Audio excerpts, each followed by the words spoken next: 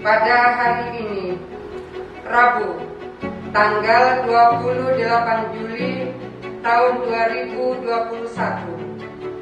Saya, Gubernur Jawa Timur, dengan resmi melantik saudara-saudara dalam jabatan sebagaimana tersebut dalam keputusan Gubernur Jawa Timur nomor 821-35-204-2021